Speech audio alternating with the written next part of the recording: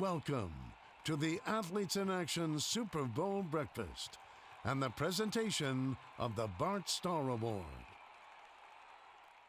Please welcome NFL Hall of Famer and past Bart Starr recipient, Anthony Munoz, and the chairman of the board of the Museum of the Bible, Steve Green.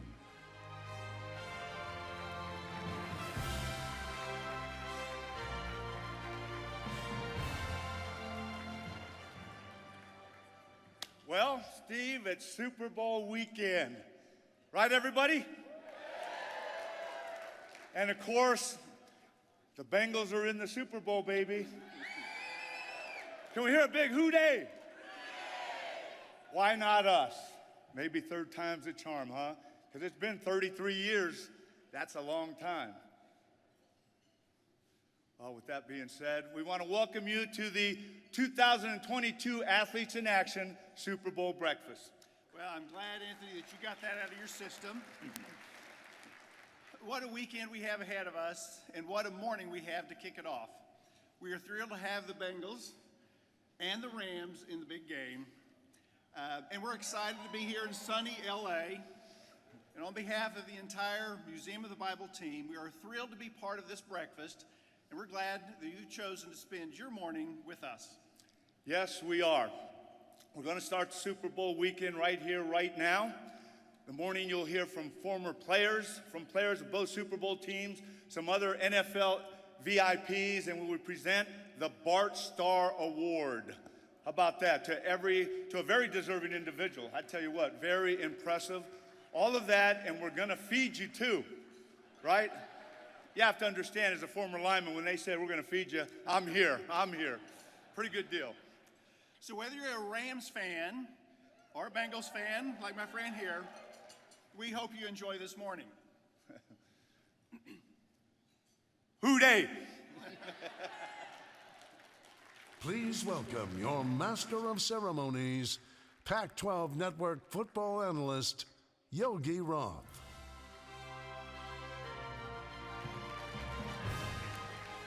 Hello, good morning. Hey, Mr. Munoz, we need you back up here. Come on now. We ain't gonna let you get away with just a couple minutes. I mean, let's be real. The Bengals, my man, are in the Super Bowl. I feel like Cincinnati's here in LA right now. They are. They're in the Super Bowl. Tell you what, the whole city of Cincinnati is going crazy. Great sports town, and I'm thrilled to see that. I love that, man. It seems like it's a lot of Cincinnati fans. It's like it's all Bengals. I feel like that's the vibe right here in this room. Hey, let's be honest now. We're the underdogs. I mean, come on. It's like Rams, you know, and it's like, but I'm going to give you another big hoo-day because the Bengals are in L.A. I love that. I feel like there's somebody that might have something to say about that. Is Jackie Slater in the house? Oh. I think he is. He's somewhere around here. Whoa, wait. What's going on? What's all this doggone Bengal talk going on here? We're in L.A. Where's he at? Wait a minute. Oh, there it is, Jackie Slater. Give it up for the Hall of Famer. There's no way it's all Bengals. We are in L.A., aren't we? That's what I thought. What's all this doggone Bengal talk, man? Huh? Where are the Rams fans? The Rams fans in the house? All right, that's the Rams fans. See, I don't want you to be. I don't want you to be confused, my friend. I would think we're in L.A. that this roof would have come off when you said that. But well, it did. One more time. How about all those Rams fans? That's better. This is so good. Two of the best in the history of the game, right here representing the Bengals and the Rams. And what a weekend we have here together. I'm so excited. And to hear you two backstage, it was absolutely fascinating. So I got to ask for both of you. You've been here a couple years ago. The Rams were there. It's been a minute for the Bengals. You nervous? How you feeling? I'm not nervous. You know why? I don't have to mess with Aaron Donald. That's right. I'm not nervous at all. No, I'm excited. My whole philosophy, I can't control things. If I was playing, it might be a different story. But I'm just going to sit back and just pray for those Bengals offensive linemen. Yeah, well, he's got a lot of reason to be praying. You know, the Rams, Anthony and I both we spent our lives, our professional lives, trying to deal with people like Aaron Donald and Von Miller, and you know, it's a very difficult thing to do. And as I look at Anthony's offensive line there in Cincinnati, it dawned on me just about a month ago, not 6, 8 weeks ago, but about a month ago, that offensive line of theirs gave up 9 sacks. And I'm thinking to myself, Jackie, wait. Go ahead. So I just have one question. If Matt Stafford was sacked 9 times, would he throw for a 350 No, see, this is what concerns and win a game? This is what The following concerns me. game, 1 sack. So they adjusted and come on. Wait, I just want to say, I grew up in L.A., no longer live here. You know, I took the glass. Jackie didn't grow up in L.A., now he's wearing the shades. Hey, the sun never sets on the cool. Oh, he's a star, baby. He's a star. All right, real quick, we got a prediction. I know you both will be there. Well, I think the Rams are going to beat them by 14 points. Ooh. I'm saying 28-24. Who they? Who dey? All right, we appreciate guys, you. have a great Thank you very morning. much. Thank you very much. Oh, that is so good. That is so good. Anthony, we'll see you again. You know we're going to be talking about the Trojans and the Bruins a little bit in this show. I see some great Trojans and Bruins here in the stands as well. Thank you all for coming. This is an absolute blast to be a part of this event. And the Super Bowl, as we all know now, has officially come to Hollywood. Yes. And LA, as you know, is ready for a starring role. Now, I was a part of the LA football scene back in the day on Pete Carroll's staff at the height of the USC glory days. And what the Rams are doing now reminds me of those days. And it's so exciting to see what this team, this amazing stadium, Sean McVay, have done to energize this city. And if you know LA, and Jackie does with the shades, right? The standard for excellence is extremely high. And when a team meets that moment, it's simply awesome. Now, Joe Burrow and the Bengals, who dey, have done the same thing, but halfway across the country. And the Bengals' work ethic and demeanor reflects that of the city of Cincinnati. And this is part of what makes football so great. It can capture the heartbeat of a city and its people. And who wouldn't be captivated by the NFL and its postseason this year? Overtimes, last-second field goals, upsets. We've seen great football games, and I think tomorrow is going to be the exact same thing. And it wouldn't surprise me at all to see somebody win with a last-second field goal, and I know that wasn't the prediction from either of those two greats. But there's so many storylines in this amazing game. It's the first time in the history of the NFL that 2 coaches under the age of 40 will face off against each other in the Super Bowl, and they're boys. Zach Taylor was on Sean McVay's staff with the Rams in 2017 and 2018. And McVay is not your average football coach, for real. Take a quick look at this. Week 12, Saints at Rams. 4:29 in the second quarter, 2nd and 7 on the Saints 7. What happens? Oh, Josh Reynolds touchdown, off-schedule play versus a 3-man rush. You're absolutely right. Are you kidding me? You're unbelievable. Like a Now we computer. are going to go to, this is Sean McVay's time in Washington. Oh, no. So I we're like bringing it. it back to 2015, week 7. Bucks at Skins. Yep. 2nd and 7 on the Tampa Bay 24. 58 seconds left in the fourth quarter. Jamison Crowder wheel route down the right sideline. Jamison Crowder wheel route down the right sideline, set up the first down, and then how did that drive end? Jordan Reed touchdown and a 4x1 individual ISO slant. And what meme was that game? You like that? He's good. He's real good. Check out the brain on You're Sean. amazing. Everybody remembers Todd Gurley's screen for a touchdown against the Cowboys. What happened the play before the big touchdown? Screen of Malcolm Brown. And that is why he's Sean McVay. So good. That clip never gets old. So we have the savant on one sideline and like the fashion plate on the other. Have you seen the swag and style on Joe Burrow? I mean, check out some of these images. I mean, what are we going to get tomorrow? Clearly some unique looks. Anthony, you can get some shades from Joe, maybe, who knows? But look, none of you came here just for a breakfast and some laughs. You came here to be inspired, and you came to the right place. And when players talk about dreams, of course, they talk about winning the Super Bowl, but they also talk about receiving honors like the Bart Starr Award. This award is aspirational for those playing and inspirational for those watching.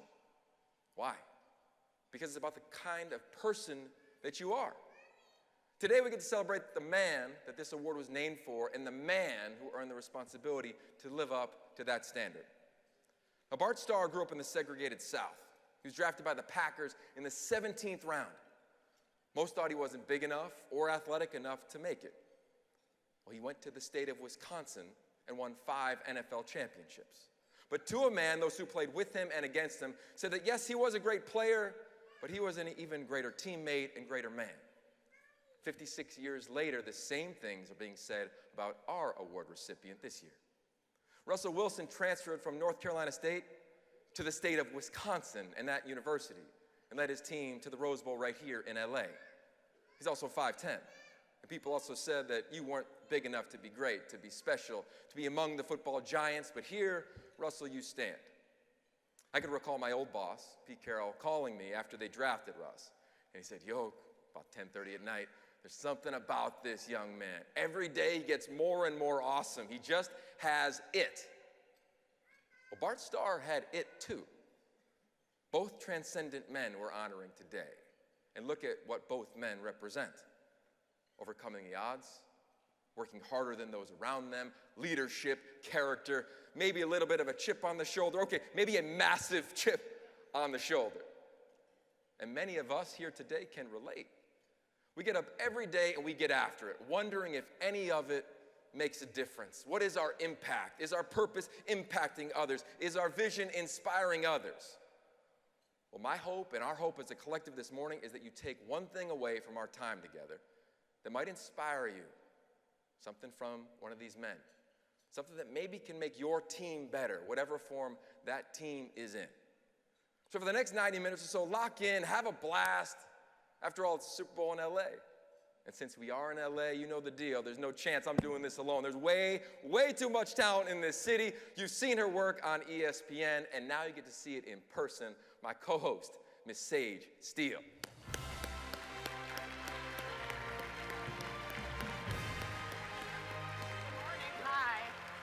Hi. Should we give them our little background? We should, yeah. Well, there's not much, actually. No, it's one of those things that you work together in the industry for 150 years. Me longer than him. Not much. A lot. It's okay. I have really good hair color. I got it done right before I came You're down. styling. You are. Yeah, Your shoes the are gray amazing. is magically gone. No, it's like you talk, you tweet, you do all those things, and you finally get to meet in person, and you finally get to work in person. So, give it up for Yogi Roth.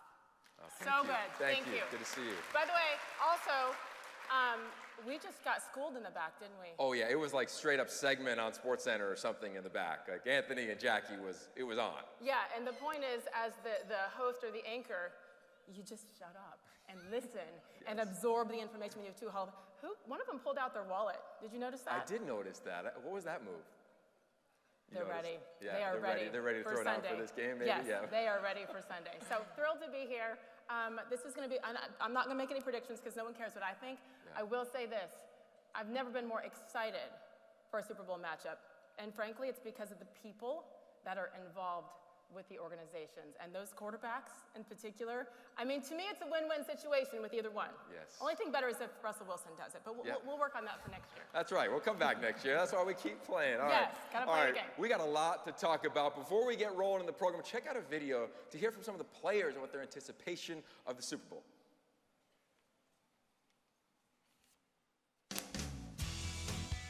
Feel very fortunate to have an opportunity with this team, with people that I really love and care about, to try to go finish it off this time against a very good opponent. We expected to be here. We've known what team we've had all along. You know, certainly we've been battle tested here these last couple weeks, and our guys know that we belong on this field and on Super Bowl Sunday, and I expect to see our guys' best. Whoever wins this game is gonna be a world champion. So that's the ultimate goal. That's what we work for. That's what we train for. To be in the have opportunity to play in a big game like this. So you couldn't write it no better. We've had the most focus we've had all year. It's not something that we're allowing the moment to get too big for us right now. It's just let's go out there and win this last game and be world champs.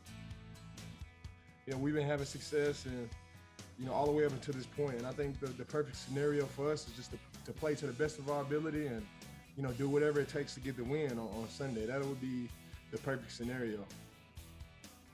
I've been dreaming about this moment, man, since the first time I didn't play football, which I was 10 years old, man. So to finally be in this here position, to be around a team so special like this, it's going to be a great moment. So I look forward to it, and I'm excited.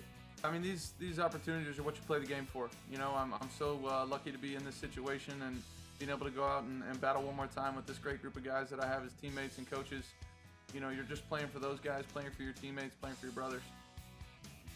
It's been exciting for us to see the Bengals in the news a lot. You know, growing up, it was nobody really ever talked about the Bengals too much, and I think it's exciting for us, exciting for the city that people are starting to realize that we're a really good team and an exciting team as well. Have you decided if this is the last game or not yet? No, I mean that's always something I'll decide after the season. I think you gotta step away for a second, but man, what a cool ending if it is. I mean, two places that I poured my heart and soul into that mean the world to me. I couldn't be happier for Cincinnati to be where they're at, and happier for us. So if it is it, man, it'd be one heck of a way to end it.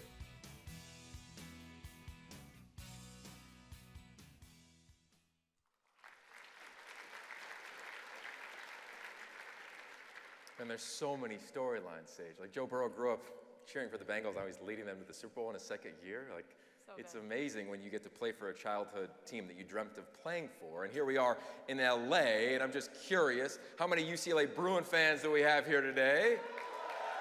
Yes. All right, how many Trojans we got here today?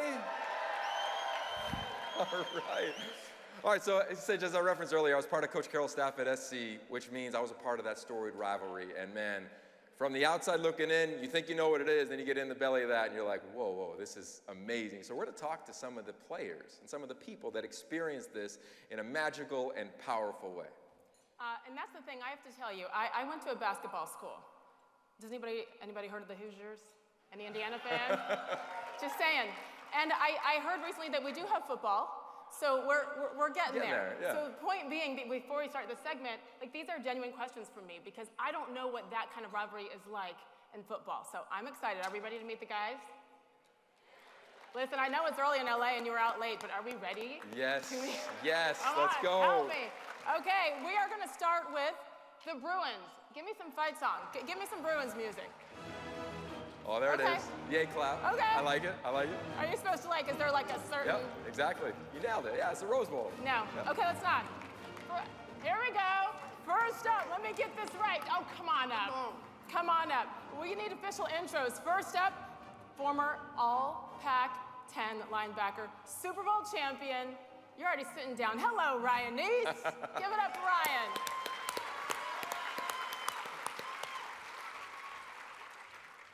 He sat down so delicately and professionally. Nothing like you are on the football field. I got to give the official intro. All-Pac-10 kick returner, 5-time All-Pro, where's your rings?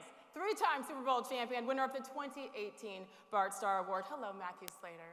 Yes, welcome. yes. Welcome. Bruins are in the house. We got to balance it out. Where's my USC fight song? The band might be coming in. Who knows? They might be. Yes, he's back. There he is. Come on up. 1978. Yes, the food. Did you eat back there? I didn't eat. Please. This is the only reason why he came, because he said there was a lot of food. National champion 1978, long before these two men on his left were born. A Pro Football Hall of Famer. Hi. 11-time All-Pro and the 1990 Bart Starr Award winner. Hello again to Anthony Munoz. And you're bragging about knowing a little bit about USC, being on Pete Carroll's staff. Yogi, come on, we need some perspective. I'll see what I could do here. I know. I didn't play a snap, but we had some fun. Pulling double duty for sure. I will say it was Mr. Munoz who pulled out his wallet in the back. I'm just saying. Was there anything exchanged? Jackie was getting me a little fired up. Usually I'm not that way, but I love Jackie, but yeah, it'll be a good game. Nothing, no money was exchanged. No money. I didn't know. I just pulled it out. I put it right back in. I will say, as they say, the night is young. We have time. We shall see. Thank you all for being here. And I mean, again, there's a lot of Bruins and Trojans in the audience, but there's a lot of people who like me, who haven't lived this rivalry. Start on the end with you, Ryan. If you could take us through. Let's start. How many Bruins are in the house? Where are Bruins? There we go. Okay, you got some Bruins there.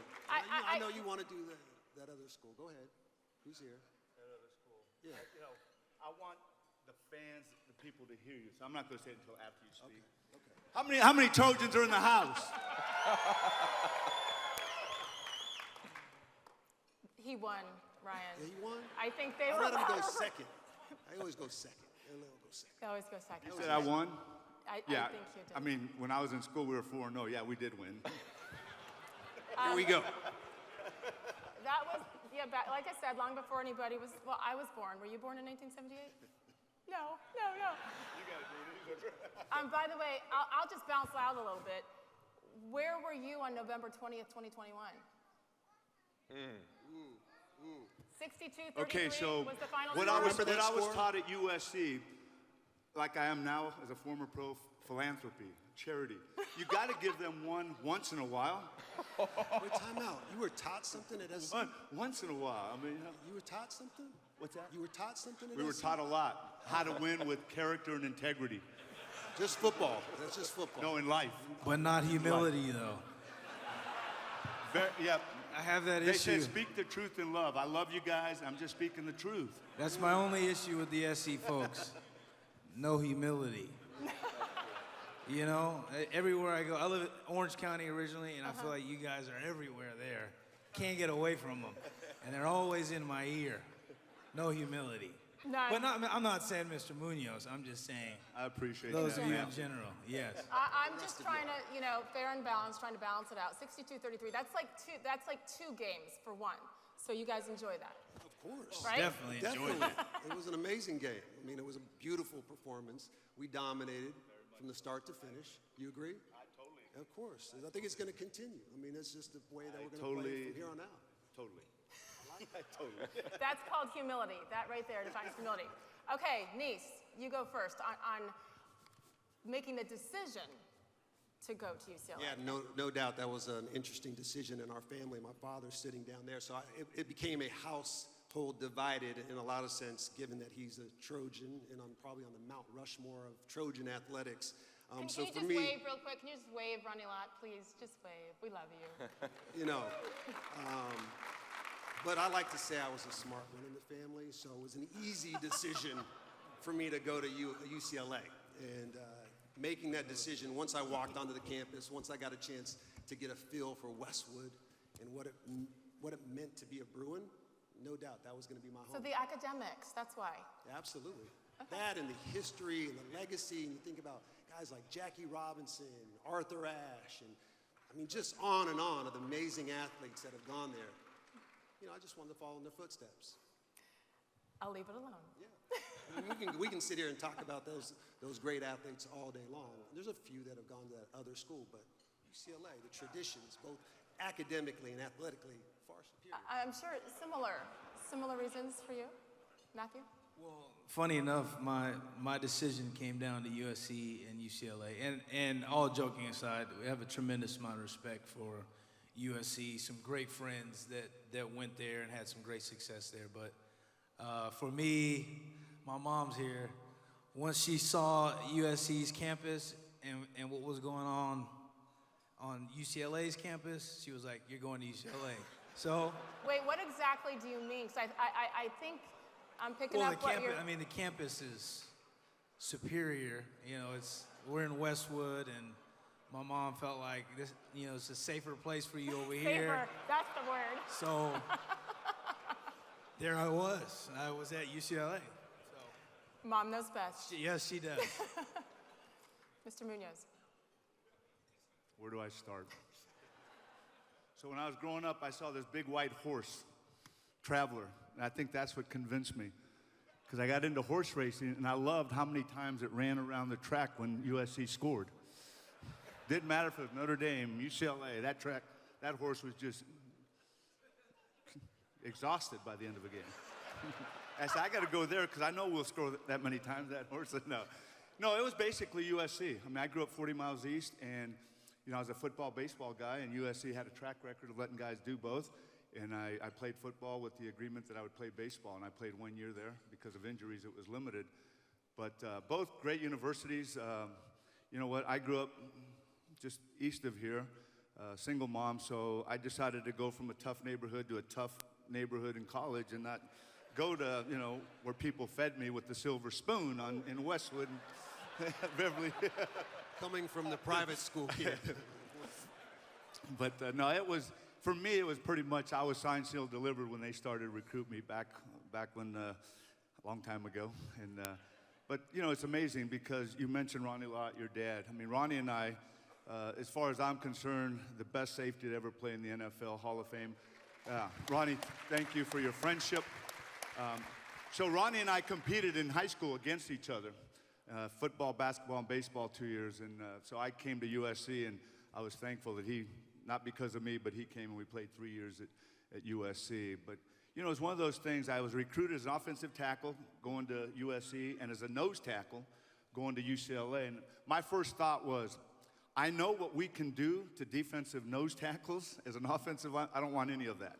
So I'm going to play the offensive side of the ball. And the great thing about the rivalry is we're recruited together. Yeah. A lot of times we play high school ball against each other, and that's what makes the rivalry so fun. And so my 13 years with the Bengals, 10 of those years, I roomed with our offensive guard, and he played offensive guard at UCLA, Max Montoya. And so we can work together. I mean, We definitely can. But I enjoyed all the chocolate bars. We had a chocolate bar bet every Saturday, and back then, I was getting a chocolate bar every year from Max. But things have changed. I'm pretty sure things have changed. It's cute, isn't it? Because like, no, in all serious, and then they go right back for the jab. Like you just can't help it. I want to brag on Yogi for 1 second, and his tie-in is interesting. But Pitt Panther receiver, Yes. right? He had an interesting roommate. I did. You had talented and Larry Fitz. Larry Fitz. Yeah, it wasn't and always Yogi the cleanest, Rock. but easily the most talented. Oh, sloppy. It took about Larry 20 Fitz. minutes for him to beat me out, and that was the end of me as a starting wide receiver. No, but I'm just saying I need people to know your accolades as a player as well, but then to come back and the Pete Carroll connection as the quarterbacks coach here at USC as well. So you have a different perspective of the rivalry than the guys that played for these two teams. Yeah, I can remember being on the staff, and his first year, he thought SC Notre Dame was like the big thing. So we go out to South Bend and shows the team all the stuff, and you go and see the campus. And he realized, like, the players were way more jacked up to play UCLA because they grew up together. They played against each other, as you referenced, in high school in Pop Warner, and, just changed the dynamic after that first year as the head coach at SC. And now at the Pac-12 Networks, I get to see both sides of it. I feel like I'm wearing a little bit of everybody's colors, but you see how competitive it is, how respectful it is, and now with, like, the era of social media, like, everybody is so connected that it makes the game that much more competitive because they see each other day in and day out. Okay, I have about 64 more questions for you, but I'm already getting the wrap. So, I real quick, as we look ahead to the future, let's forget about last year's game. Are you okay with that? I forgot about it the day after. I know, until I'm obnoxious and bring it up on the stage again. But with Lincoln Riley, with a new era, with Chip Kelly in Westwood, like what is the future of your programs? I'm pretty excited about it. What Lincoln Riley's done in Oklahoma, and there's one part that I hope he brings back, and I had a chance to speak to the team Wednesday, and I said, I am looking forward to having physicality back. And the offensive line coach talked to me afterwards and said, I heard everything you said, but I took my lineman and said, did you hear what he said? He said it hasn't been physical here, that he wants to see the physicality back. And I think they will. Lincoln's got a great history with offensive linemen, which we need. He's gotten a couple running backs, and of course I watched his quarterback that he had come over from Oklahoma. So it's going to be a little bit, but I don't think it'll be that long. I was felt going the to say, like an excitement. adjustment period? Yeah, I think so. With this transfer portal, this is wild what's going on there. And so I think it'll be a little time, but I love the vibe. I'd been to practice quite a bit in the years. I just loved how he was focused. One of the things I've been saying, I got there with about 40 minutes left in practice, and I'm sure if Ronnie gets there, Marcus, the head coach always comes over right away. Hey, how you doing? Lincoln didn't come over until the last play of practice. He was there with the offense and defense, and he was running the practice, and then when they were all finished, then he came over and said hi. To me, I was impressed by that. Okay. Guys? Yeah, probably they needed a lot of help. They were, he had to spend some extra time getting them ready instead of coming over and talking to you, maybe. I agree with that. So I'm into giving back to the community, and I'm just throwing this out there. I have a little time after this breakfast and another appearance. I'm hosting a tour at Heritage Hall. So you guys want to come see some Heisman trophies? I don't know if you've ever seen those. You know, just, I mean, you had some great, Jackie Robinson. The question was about the future. That's what he's going to bring back. That's what he's going to continue to have the all-time #1 picks in the draft, which we're still there even with the down years. I mean, not that I know any stats. It's vague. You know, I'm getting old and I don't remember all the stats. Ryan, this is your fault. Like, you teed him back up. I did. You have to. It's friendly. It's friendly family. It's family here. But no, I think for us, UCLA, the excellence is going to continue. You think about the way we ended last season, that dominant performance. We get our quarterback back. The ability to keep consistency in that locker room, the coaching staff. I think they're going to continue to build on that, and they're going to be excited about what's to come. So excellence will continue. Okay. And look, I'm tired personally of seeing the SEC represented year after year after year. So I want to see West Coast football be back in the mix and be successful. So I think it's an exciting time for both programs. I'm obviously excited about what Coach Kelly has done, but you know, with Coach Riley being there, hopefully now you start to see the Pac-12 be more competitive, get ourselves in position to compete for national championships.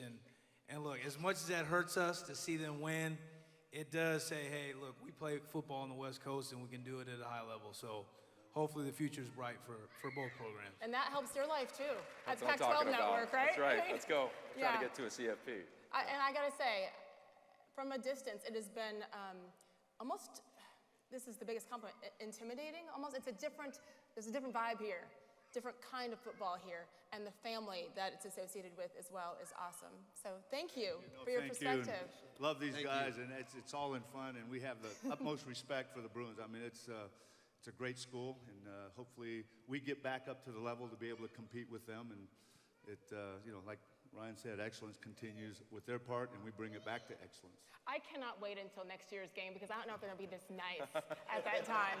You guys are awesome. Thank you, thank you, thank you. That's awesome. Thanks, guys.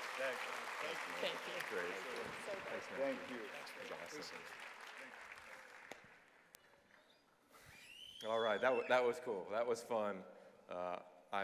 Maybe that's gone viral already. Who knows?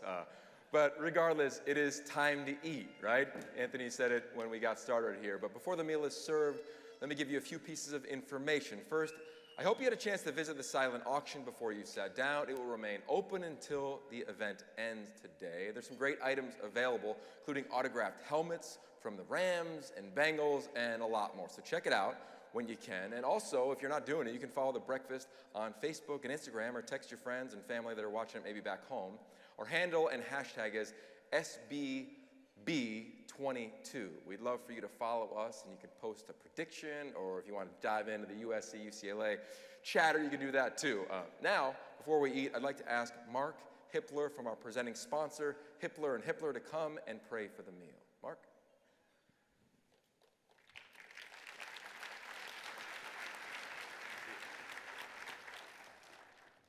Will you join me in prayer?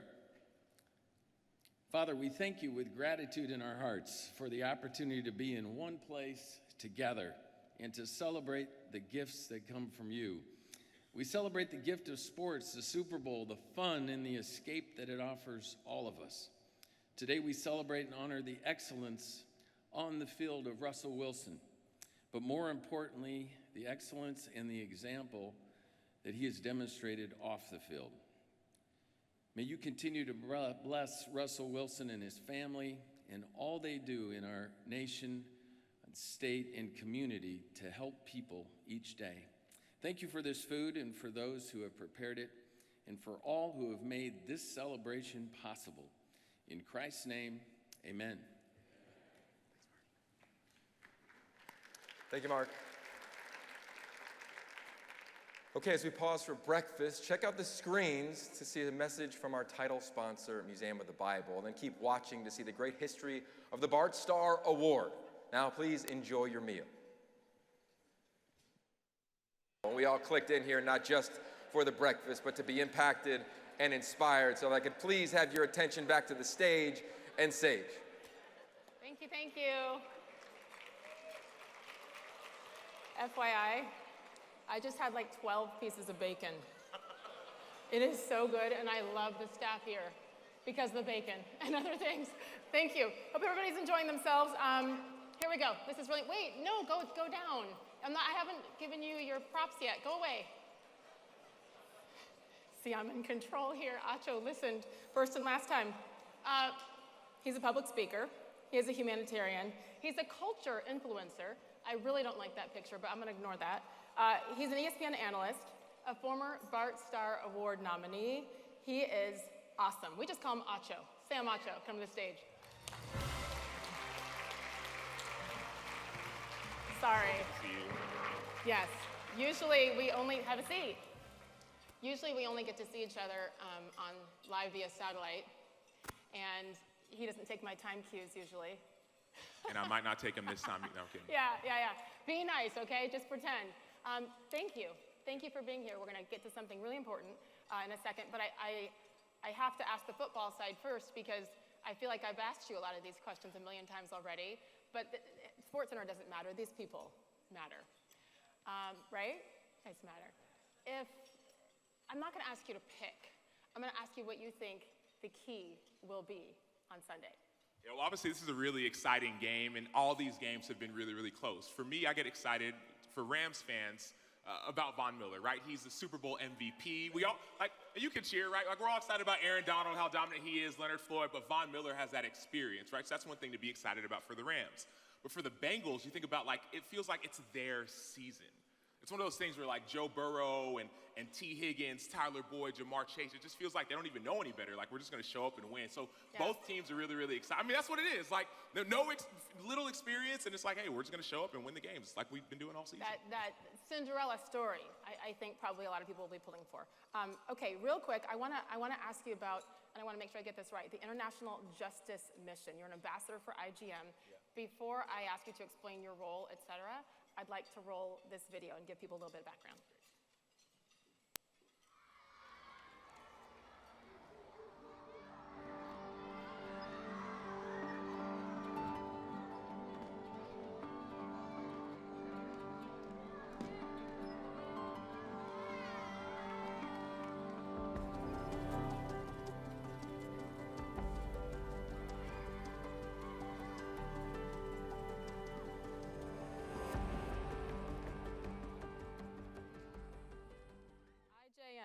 IJM, International Justice Mission, free to play. Explain. Yeah, well, so obviously, we're all here, and sometimes when you're a part of a team, you understand what it's like to be going towards a specific goal, and we all have great organizations that we're a part of. One organization that I spend a lot of time with is International Justice Mission. It's the largest anti-human trafficking organization in the world, right? So obviously, we all understand there's 40 million people who are trafficked, right? Yep. There's 40 million people who are trafficked, and honestly, I found out about this organization while I was playing in 2018. I got a chance to go visit headquarters, and I realized, man, the work that they're doing works. They actually partnered a couple years ago with the Gates Foundation and went to Cebu in the Philippines, which was pretty much the hotbed for sex trafficking. And the Gates Foundation said, okay, we want to see if in a 5-year span you can reduce sex trafficking by 20%. Well, in 5 years, IJM reduced sex trafficking by 80%. Wow. Right? Yeah. Wow. How? What was the key to making such a drastic change? Well, the key is that oftentimes in certain countries, the bad guys don't get punished, right? And so what IJM does is they go and they change justice systems to catch the bad guys, to stop the bad guys, to keep the bad guys from doing bad things to people. And so what their method of change is by going into different countries, right? There's over 14 different countries that they're in right now, 25 field offices, and essentially catch bad guys. And so I got a chance to be a part of IJM and learn about what they're doing. And it's, I don't know, I have kids, right? I have a 7-year-old, a 5-year-old, and a 3-year-old, and we talked about the 40 million people who are trafficked, 2 million children every year. And I went to the field, I went to Guatemala, and I met some of these children. I met some of these even young moms, right? 11 to 17-year-old moms. 11 to 17-year-old who had been abused. And so I was like, I got to do something. We have to do something. And so for me, that's one of the reasons I partner with IJM.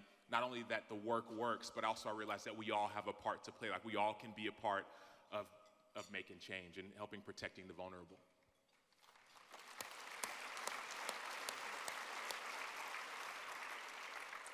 I know you're not alone. There are other athletes that are involved as well. By the way, who has a better smile than Sam Acho? How can we get involved? Yeah, well, two things. Real quick, there's a group called Team Freedom. So for all the athletes out there, there's over 100 athletes that are part of this group called Team Freedom. Football, basketball, baseball, guys like Clayton Kershaw, Albert Pujols, Allison Felix, guys in the NFL, Ben Watson, former Bart Starr Award winners, are part of Team Freedom, and we partner together to pretty much raise money, to raise awareness, and to help end all of this, right? We believe that by 2030, we'll be able to protect 500 million people, right? That's the goal. That's the goal. We want to protect 500 million people, and so that's what we call Team Freedom. So anybody who wants to be involved, that's one way to get involved. And there's QR codes. Yes, right? And secondly, this is for everyone. So that was the athlete piece, why athletes get involved. Well, there's something special we're doing today, and if somebody can bring it out for me, we're actually going to give out Super Bowl tickets today at this event. Right now. Right now.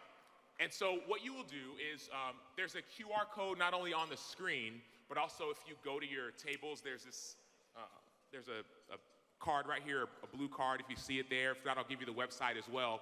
Just sign up to find out more, right? We'll need your email address because we're going to email you the Super Bowl tickets by the end of this breakfast. It's ijm.org/Super Bowl AIA. So what you do is you sign up just to learn more, right? To learn more about the work. There's a QR code on the screen, as I mentioned, so you could scan that.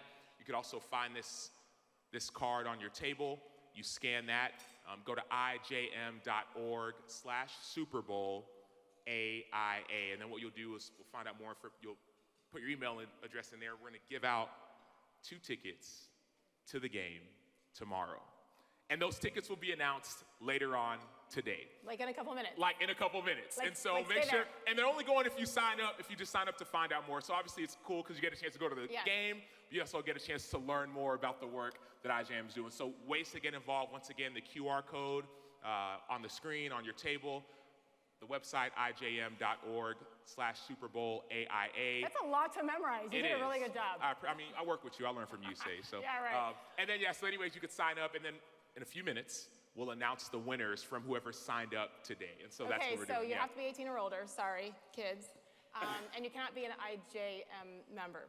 See, I'm always the mean one. They bring me in at the end. Be the mean one, Sage. I'll be the nice one with the smile. Yeah, you always are. But I think that he's another perfect example. And you've had so much success.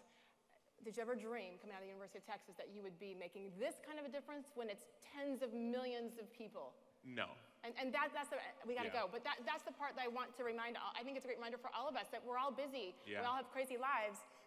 But we all have an obligation to find something to do better, to give back, and you've done that. Thank you. And the great thing is, Sage, so Sage is on TV. Sage is like the queen at ESPN, right? Not. Like she's on TV, killing it. We all have our history, football. Some of us played baseball. Some of us are killing it in the business world. But sometimes you think about impact, you think about purpose, you think about what really matters. Not only IJM, there's so many great organizations, but I'm saying give, serve, find out more, because that's where real purpose lies. Steve, I'm shutting up after this. I just have to share this because it reminded me. My dad played football at Army, broke the color barrier at West Point 100 years ago. My dad's my guy. He's my hero. And he, unfortunately, when we were little kids, made us memorize part of the cadet prayer, along with doing push-ups every single Saturday if our room wasn't spotless. That cadet prayer helped me to choose the harder right instead of the easier wrong, and to never tell a half-truth when the whole can be won. Harder right. It is harder sometimes to take that extra time when you're exhausted, when you have your kids and your job and your pressures and who knows what's going on inside. It's harder to do that, but it's the right thing, and you are a beautiful reminder of that. Thank you, Sam Acho. Thank you, Sage.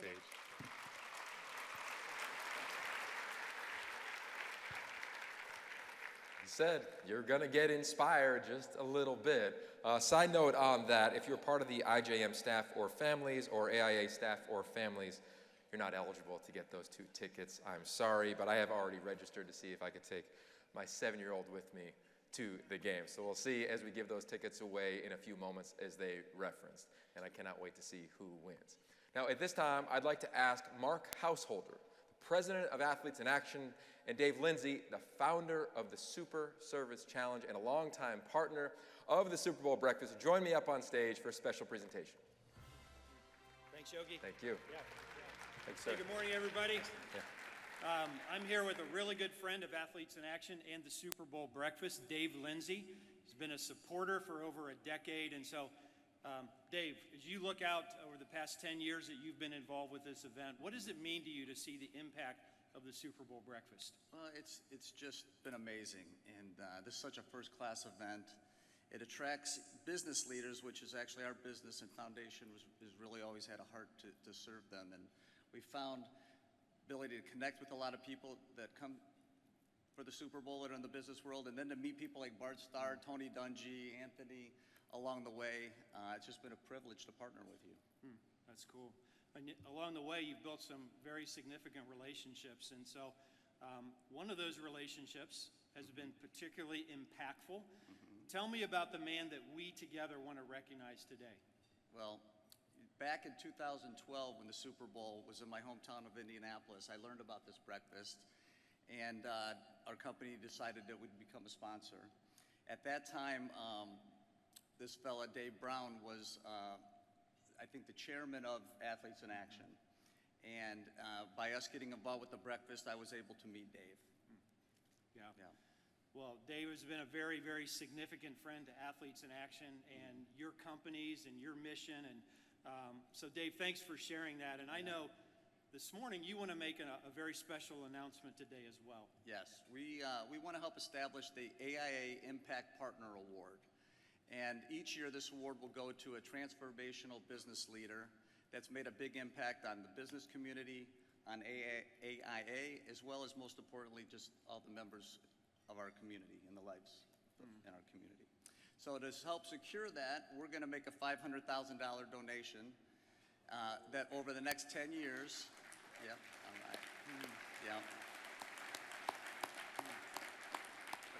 a great investment to secure that over the next 10 years that this award will be able to be given out and to support the breakfast. Yeah.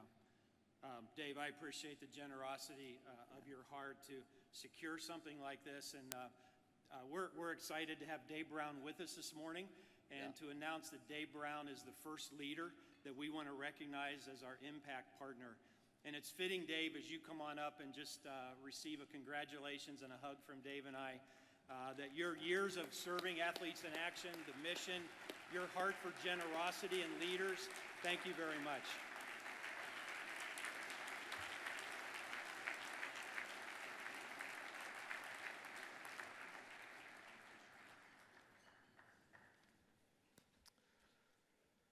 Thank you, gentlemen.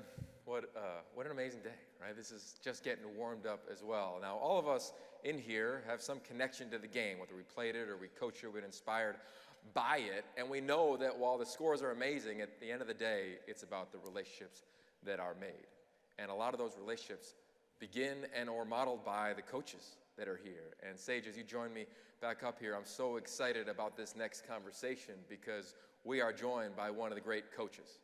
I had a chance to talk to somebody on his staff at the Indianapolis Colts last night, and he said, Frank Reich is the best man that I've ever known. And this guy's played in the league for over 7 years, played in college, was an illustrious player in his own right. But for him to say that about Frank and the job that he's done as a role model for him, establishing relationships, to me, gets me really excited about your next conversation. Again, it's about the people. And I think that that's what has, that's why all of us are here. It is such a blessing to be part of something like this because it features. And listen, we have awesome jobs, right? I'm living my dream, absolutely, and have been for a really long time. But I think sometimes we don't tell enough about the personal side and the human aspect of it. And to give people a break every once in a while, you don't know what they're going through for sure, but you also don't know the differences that they're making without ever going there, without ever raising their hand and saying, look at me. There's no video cameras there at times. And so Frank Reich is a beautiful example of that. Let's bring him out. The head coach of the Indianapolis Colts, Frank Reich, and his wife, Linda Reich.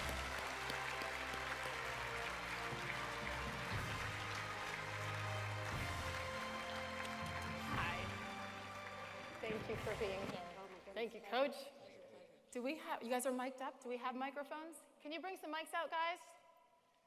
Please. I have to, while we're waiting for the microphones, I have to admit, I'm a total homer right now. I am so excited. I know, I went to IU, senior year of high school was in Indianapolis. So I'm an Army brat. I'm like homeless, but I kind of claim Indianapolis because of what that city was like. Thank you. Very helpful. Thank you. And what you've done for the city is absolutely incredible.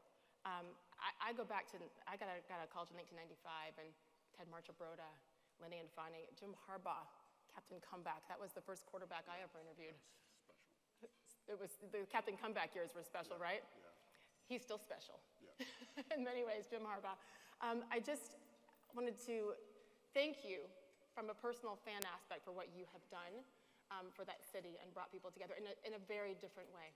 So. Well, it's been very unique for Linda and I to come to the Midwest and to really partner with the Irsay family, our owner, some of the most philanthropic people we've ever met. And they've just been such a blessing to us. We're following their lead. We got great leadership in the locker room, really trying to make a difference in the community. But it starts at home, doesn't it, Linda? I mean, happy wife, happy life, right, guys? You men know this. It's obvious. What has it been like for you to transition to another city, starting over?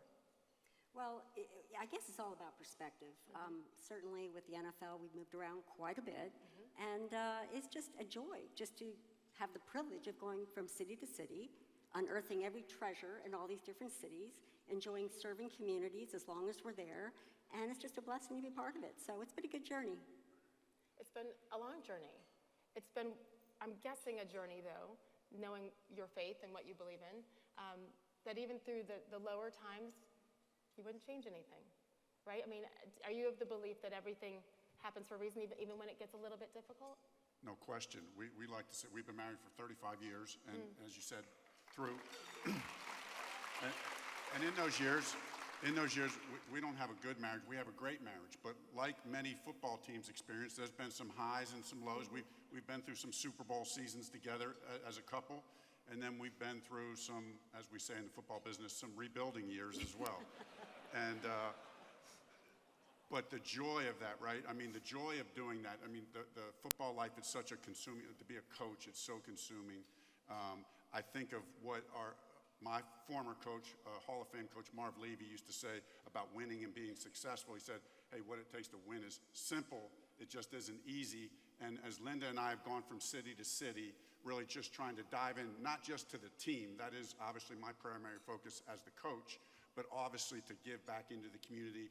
And Linda and I have done that in a partnership way. Yeah. Everywhere we've been, it's been a partnership. So, and as you coaches and players always tell us, it's all easy when you're winning, right? So when your relationship is at that Super Bowl level, great. What about in that rebuilding mode? How have you, and again, everybody who's married or maybe will be at some point, we all have to know that it's a lifelong commitment, obviously, to continue to work. How do you pull yourself up when it's not fun? Well, there's no question. I mean, it is work, and it takes a lot of work on both sides of the coin, and it takes a lot of prayer, a lot of support. I think a lot of grace, a lot of asking for forgiveness, yes. Knowing that we don't have to be right all the time, and it's not worth it. So many times, when you're going through those valleys and those difficult times, we've often said, right now we don't have the luxury to have conflict because there's so many things that God is calling us to do. So let's just resolve things and pull it together. Say that again. You don't have the luxury to have conflict. Well, I think sometimes I think it's important. Certainly we have to hash things out if things are really there's an issue in your marriage or your life. But sometimes we have to serve and think of the community, think of our marriage, think of other people beyond some of the things that we're dealing with. So the thing that I think we've continuing to learn is that we've gotten better at just resolving the conflict when it comes up and then moving on. We're so busy, right? We don't have time to stay mad or stay in that funk, as we say sometimes. So let's just resolve, whether it's little or big, let's talk through it, and then let's move on together. Let's move on together. We know we've committed to that, so let's focus on that and learn from it. Simple. Right? But not easy. Just not easy. Oh, there's a difference. Simple but not easy, yes.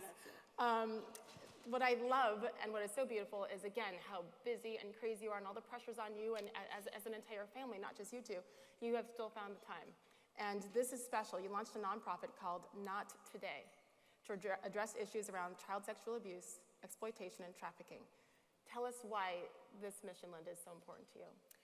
Well, it really is. I've had so many experiences over the years, ever since 6th grade, through college, through really a lot of our years in the NFL, that we've known people who've had sexual abuse issues, and we've seen the negative repercussions into adulthood that people have, sometimes very destructive and toxic, not only personally, but to families, to communities. So it really became personal as we started raising our own children and traveling across the country. How do we protect our own children as well as other people's children, and becoming an advocate in this space so that children don't have to suffer this horrific tragedy? That's part of our mission. Was really, it's all about serving and protecting the beauty and innocence of childhood. We've been so encouraged and learning from other organizations in the space, like IGM. I mean, that was amazing. And we look to other leaders. Out here at this Super Bowl, we're a part of an alliance with 5 organizations, all serving in this area. We all have our different niche that we kind of serve, but we're collaborating together in ways that we can combat this issue. And the thing that we've continued to learn, like, right, I go and I get the head coaching job with the Colts. I'm in the Midwest. Why are we going to take on sexual abuse and exploitation and trafficking of children? Because it's not just it is a huge international thing, and everybody should join Team Freedom. But it's also going in our communities, in our neighborhoods, all throughout East Coast to West Coast, and in the Midwest. So we're just trying to do our part as well. Yeah, there's no question. What a privilege for the NFL and the LA Sports and Entertainment Commission really to get behind this anti-trafficking initiative, because as a lot of people know, South LA is one of the greatest hubs for trafficking, and for the NFL to be so proactive and get behind this is pretty special. So on your, I don't know if you've seen, but on your tables there are 2 things. One is a picture, a South LA artist, street artist, drew the mural of that. It's quite a provocative piece of art, and you can turn on the back and see the QR code. It'll give you more information about Not Today, and specifically the anti-alliance that has been forged to really make an impact in this space. So again, just thank you so much to IJM. Thank you to all the Alliance members and partners, because it is a big issue, and just like all relationships, we need each other to partner together so we can make the greatest impact. And, yes, thank you. Beautiful. By doing, not only are you helping the people that your focus is on with this nonprofit, you're setting such a great example, again, and your guys watch every single thing you do, and then all the fans, and then all their mothers and sisters and brothers. So I think the impact is overwhelmingly beautiful, because it's endless. You don't know how far you're reaching. And that must be, as we wrap it up here, that must be, I don't know, something you're proud of. Like, how do you describe that feeling? Well, we have 3 daughters. What we've always talked to our daughters about is, hey, don't worry about the credit. Let's just worry about the contribution. Yes, let's make a contribution. Don't worry about the credit. So it makes us proud to join with people who want to contribute, and particularly in this issue of sexual abuse and exploitation and trafficking of children. What we found is so many people want to help, but they just don't know what to do. So that's why the emphasis on it this morning.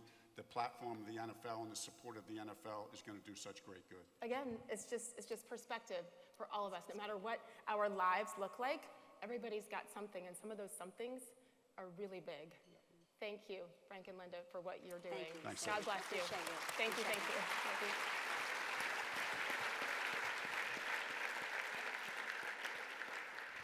Wow, Sage, don't want the credit, but be about the contribution.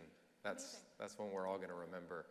What a powerful conversation. I love that. Thank you, Frank and Linda, for being a part of today. And that image, I don't know if it shook you like it did me.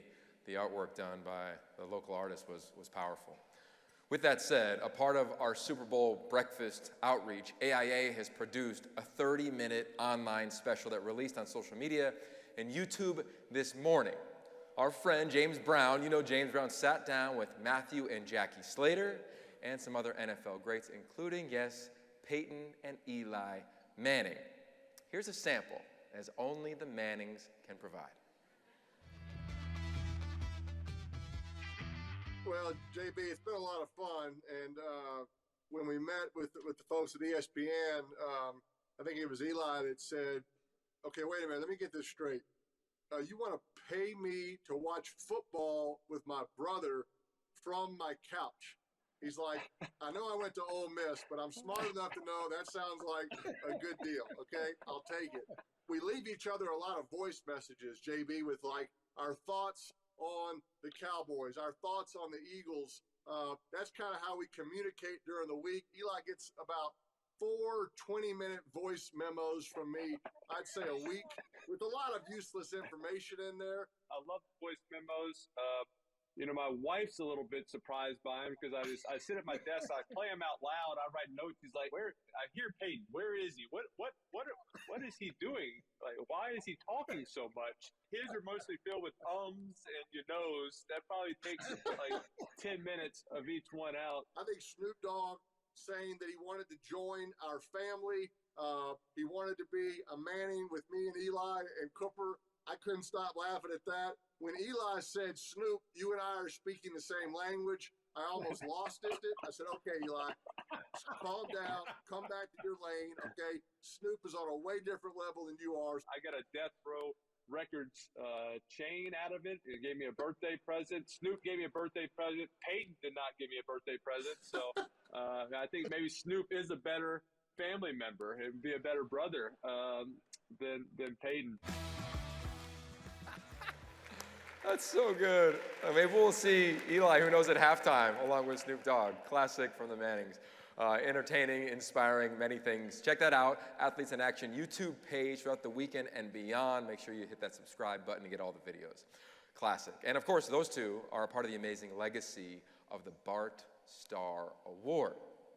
Now, the rich history of this award includes 12 members of the Pro Football Hall of Fame, and we think 9 others who will join them in the future.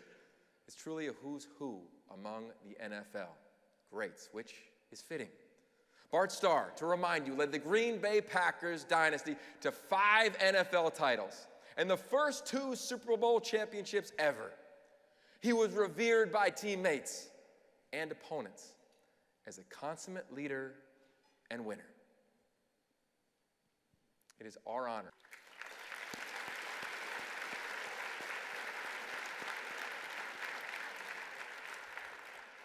It has been our honor to present the award that carries Bart's name for the past 34 years.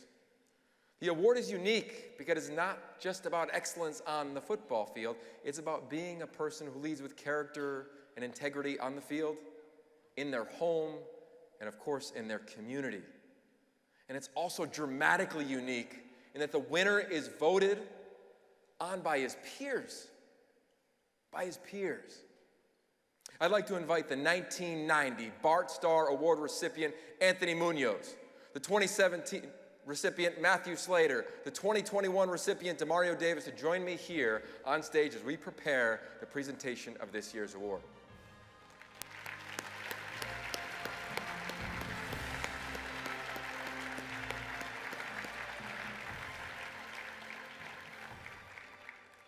Due to COVID last year, we were not able to hold this event, which means that Demario did not have the opportunity to be recognized in front of a live audience. Wouldn't it be appropriate to let him know, yes, how we feel?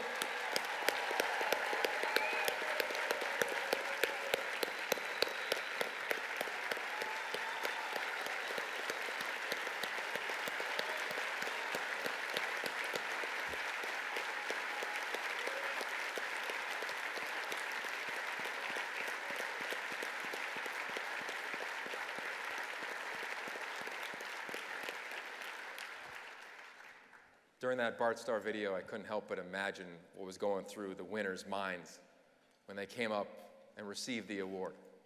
So now let's take a look at why this year's recipient was selected and will receive this award. And his wife Sierra started the Why Not You Foundation and the Why Not You Academy, a non-profit high school dedicated to fighting poverty through education and empowering youth to lead with a Why Not You attitude. In partnership with Safeway and Albertsons, Wilson launched Immuno Heroes, a campaign to fund an immunotherapy program in Seattle. He also helped raise over $10 million for Strong Against Cancer, and has supported pediatric cancer research, all demonstrating the size of his heart. The recipient of the 2022 Bart Starr Award, Russell Wilson. Not yet. He's not coming out just yet. We got a couple more messages. Cherry Starr and Bart Starr Jr. are not able to be here this morning, but they want to share their thoughts with you.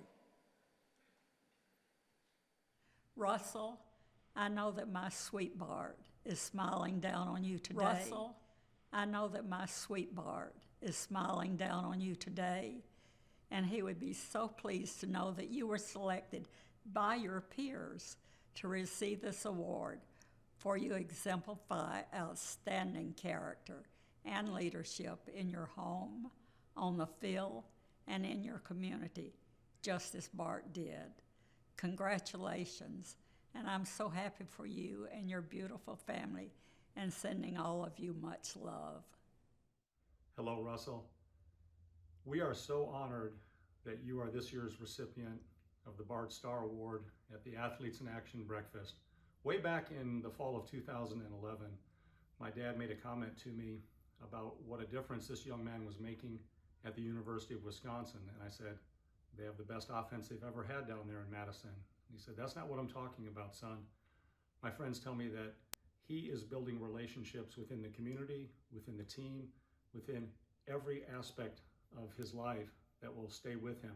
To this day, the people in Madison talk about how much of a difference you made there, and you've carried it on in your 10-year career in the NFL with the Seattle Seahawks. Our family will forever be honored to know that your name will be associated with this, and we are ready to help you in any way that we can to perpetuate the wonderful works you are doing. Thank you so much for helping build wonderful relationships in Seattle, in Madison, in North Carolina, and everywhere you've been, and best wishes for continued success. Not yet. We ain't ready for him just yet. A Hall of Fame coach, yes, that coach, Tony Dungy, he's presented the award in Bart's place the past few years. But unfortunately, Tony has NBC duties this morning to prep for a big game tomorrow. So he and his NBC colleague, and also the 2011 Bart Starr Award winner, Drew Brees, sent this message. Hi, I'm Tony Dungy, and I sure hope that everyone is enjoying yourselves at this Super Bowl breakfast so far. I regret that I can't be there.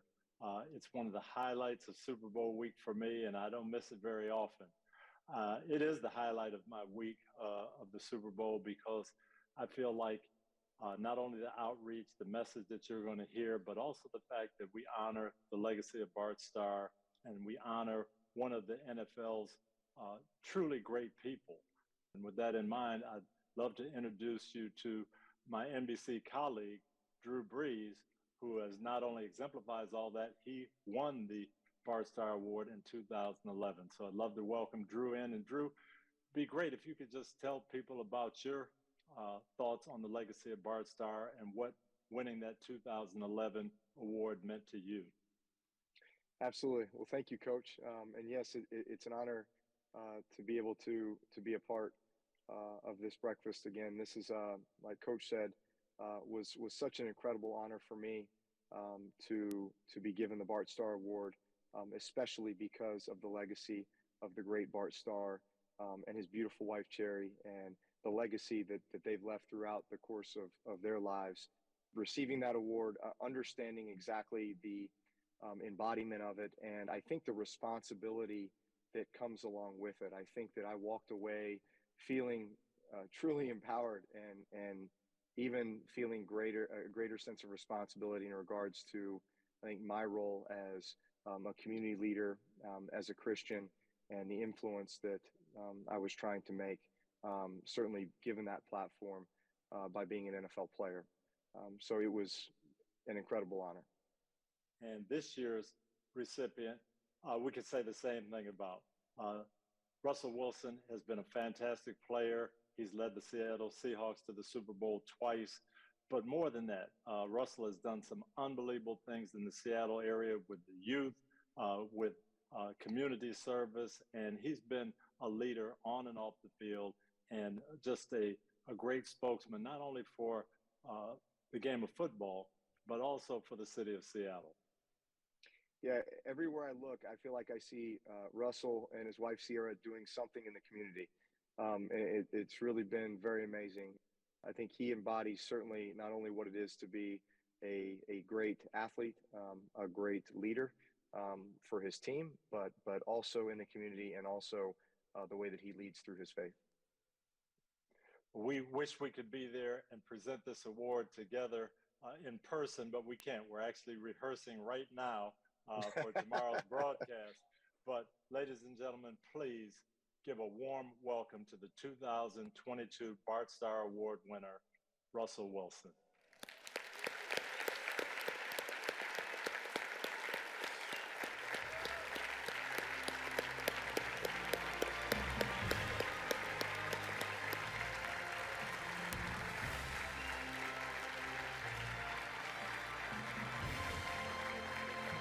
Pass it on, man. Pass it to you. We're gonna pose for photos here, fellas, real quick.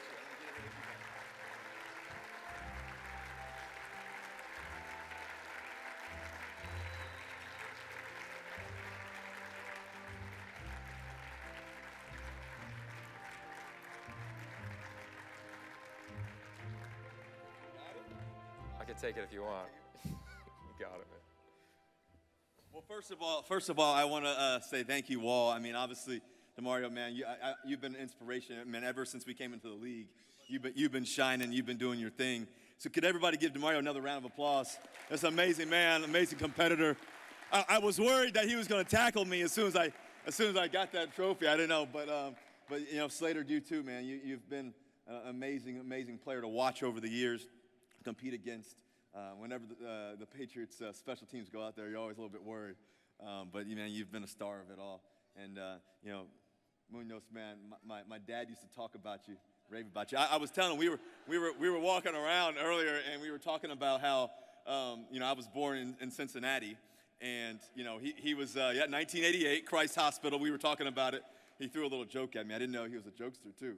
But anyways, my dad used to always talk about his preparation, what it took to be great. And he was amazing at it. That's why you were the best of the best to ever do it. So I'm grateful for you. And Christ runs through you, man. So grateful for you guys. And then, young man, you've been amazing up here, brother. You've been good up here, man. You're a star of the show. You know, they need to pay you extra for this kind of stuff, man. You're amazing. And then Sage, you know, you talked about Acho's smile. I mean, Acho's got a good smile, but Sage, you compete for the best, Sage, wherever you are. So just super grateful for everybody, and what an amazing experience to be up here with you guys, and such a blessing. You know, first of all, I just want to thank everybody for coming. You know, I wish I was playing in the game, but you know, I know they got some LA Rams fans in here, so I know. Yeah, you weren't supposed to cheer on that part. But also to obviously, you know, the one and only Bart Starr. Your spirit reigns through, and we're so grateful for you and who you are. Cherry too. I've gotten to know you over the years. I know you know, I don't think you're here tonight, but we were able to, or this morning, I should say. But we've been able to get to know each other over the years. Obviously, the Wisconsin part of us all, we get to celebrate a lot of fun there, and me going to University of Wisconsin and being able to get to know you guys too as well. I just want to thank, you know, the other winners before me too. There's so many guys, you know, I got to thank you guys, but there's so many other amazing men that's been a part of this journey. I love, obviously, Coach Tony Dungy. I've gotten to know him over the years. You know, Coach, I know you're not here right now, but I got to read your book when I was in college, and it got me through so much. Drew Brees.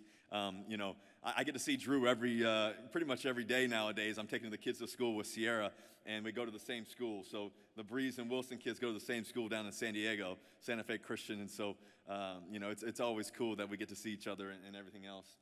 But, you know, I also want to thank Athletes in Action. You know, you guys have been an amazing part of my life over my college career, my pro career, what you all are doing for so many athletes all over the world. It's been an amazing experience just to know that people are making a difference for other people too as well. And obviously I want to thank the Seattle Seahawks. You know, I got some teammates, and I know I got my man Colby You can't miss him. Stand up, Colby, just for fun. This is my tight end. He's the man. About how tall are you, Colby? 6'7.5", 6'7.5", can run, can catch. You don't find those people too often. So, he's a good target to throw to, man. But your heart's bigger. Every Bible study, every Saturday night too, right before the games. You're always sitting right up in the front, just ready to roll, ready to get your spirit full, which is amazing. Other people like Rocky Seto, I believe, in the room. Coach Rocky, you in here somewhere still, I believe. Just want to say thank you. I remember when I came in as a rookie, and just how you led those Bible studies and how you've done so much for us as well. Also Mario, I believe, is in here too, and some other Seahawks people as well. So just grateful for you all. But also, I obviously want to thank Coach Carroll, Pete and John. You guys have been an amazing part of just believing in me, giving me the opportunity to play the game, what I love to do. When everybody said I couldn't do it, you guys, pulled the trigger and allowed me to do it. I also want to thank some people that are unnoticed. Mo Kelly, EK, you guys have been every day in the equipment room, in the back of the area. You just, when it's time to pray, when it's time to talk it up, when it's time to just talk ball and life, you guys have been a supporting cast for me. That's been amazing. And then obviously the Seahawks fans, you guys have been special along the journey too as well. I know I'm going through my thank yous, and I'm going to get to the good part here of just how good God is, but I also want to just thank just the supporting cast that I have. I have some amazing people that every day they help me. Tanisha, Charlie, the Charlie's family, the Martin family, Kenny D, I get to call him Kenny Dichter. He's such a father figure in my life. So many other people. The whole West to East team too as well that helps me on a day-to-day, do all the things I get to do. Obviously our foundation, Sierra, it's been a joy to build something special that's meaningful for other people. And every time we get to go to the Seattle Children's Hospital, we're always praying that there's going to be a miracle. We always believe that every time we walk in a room that Jesus is going to show up and Jesus is going to show out. And I'm just thankful that I get to do that with you and our foundation, our Why Not You Foundation. It's been such an amazing blessing to be able to give back and help out so much. I just want to thank, I just want to thank some other things too. Obviously Mark Rogers, my agent, my lawyer, he's a father figure. When a little quick story, I was playing baseball and my dad was on his deathbed, and I got to meet this guy named Mark Rogers. He had 5 kids, a big-time baseball agent and everything else. And fast forward, he flew up to Raleigh, North Carolina, and I was going to get drafted for baseball, and it was my junior year of baseball, but I was graduating early. And I know you guys talked about the transfer rule. I was one of the first ones to do that at Wisconsin, so it was like a big thing. And I never knew, on June 8th, 2010, I got drafted, highest of the high of my life. Just like that, the next day, June 9th, 2010, my dad passed away. And what it was amazing God's timing. It was amazing how good God's timing was, because he was able to bring Mark Rogers in my life and to be there for me every day and just be a part of that. And all those early mornings at 6:30, 6 o'clock, 5:30, whatever time it is, I'm calling. He's always answered. So I'm just grateful for that. But I also want to thank, my family. I want to thank my mom. Mom, you represent courage. The scripture talks about courage, and he says, be on your guard, stand firm. It says, stand firm in the faith. And I just think that it's such an amazing thing, because, Mom, you are truly courageous. You're strong, just like the scripture says. And so I'm grateful for who you are, Mom, and just how much you mean to me. I know you can't be here. My sister plays basketball at Stanford, so she's always watching her, supporting her. So she's a hooper. But also, I want to thank my dad. My dad showed me what belief really was. He showed me what belief really was when he was on his deathbed, when he didn't have much left to live for. He showed me what belief was. And I think that was, a key part to my life, and the scripture says that whatever you believe, whatever you ask for, it should come true. And so I think that's really what's been really critical in my life, a big part of where I am and how I've gotten here to where I am today. To my brother, my brother's played a major part in my life every day, Harry. I'm grateful for you, man. We got to do business together, get to do life together. I remember us playing in the backyard, and we used to play baseball together. And one day I put my hands up against his, and he said, okay, we're not playing anymore. My brother, man, all things are possible. All things are possible through God, man. All things are possible through Christ, and just everything that you've done, everything you're accomplishing with your 3 daughters. I love you for that, man. You're inspiration for me to lead and love the right way.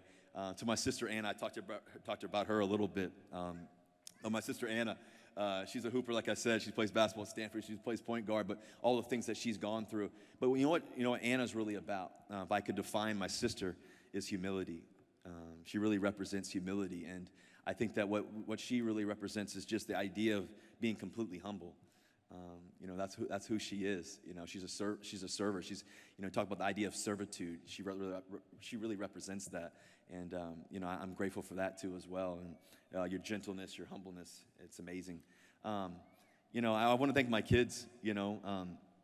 Future, Sienna, Wynn, Future 7. You've probably seen them dropping back the other day and throwing dimes on the money. Sienna, she's 4 years old. She's a star in the making. She's got it all. And then the little Wynn too, who's making all the noise up here, by the way. If you got anybody's asking who's making that noise, but yeah, that's me. Yeah. But Future, I tell you every morning when you go to school, what do I tell you? Be a leader. Yeah, be a leader, right? Every day. Sienna, you represent vision to me. I think that you have an amazing vision. And I know you don't want to look at me, but you represent vision. And there you go. I always tell her, give daddy your eyes. And then she knows, okay, all right. But Sienna, you represent vision. I told, when Sierra and I were trying to pick Sienna's name, we were like, what can we do? Girl names are really hard to do. It's like, what can we do? And I said, let's combine my two favorite girls' names, Sierra, right? Sierra, C-I-A-R-A, and then Anna, my sister. So that's how we came up with Sienna. And so you represent vision. And Wynn, your name's pretty self-explanatory, I think. W-I-N. There's only one way to spell it. But when I'm just grateful for you. You represent discernment to me. You're only one, but I know you represent discernment, decisiveness. And then Sierra, you represent patience. You represent patience. Ever since I got to meet you, make me cry. But ever since I met you, from the moment I met you, you've been patient. You've been, just so patient with other people. I thought I was pretty good with people. I was like, oh, okay, I'm pretty good. And then I meet Sierra, and it's like you make everybody's heart melt, and you made my heart melt, and you represent patience to me, and I love you for that. And it says in the Bible, when a man finds a wife, he finds a good thing. He finds a good thing. Can everybody say amen to that? Amen. When a man finds a wife, he finds a good thing. I found a good thing. Good thing. You know what I mean? I know we're in LA. I know what I'm talking about. And then, ultimately, my family, you guys, especially my kids, Future, Sienna, Wynn, you guys have represented love. I love in the scripture in 1 Corinthians 13, it talks about love and what it means, the chapter of love, and I think that's so important to know that faith, hope, and love, but the greatest of these is love.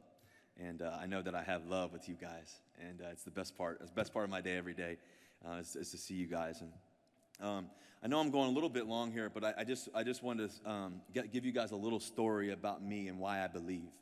Why I believe. I used to go to church all the time growing up, and I used to go to church to see the girls. I was like, kid, I wanted to go to youth church, youth Sunday. I used to go to church to see the girls. And then, next thing you know, I had this amazing dream.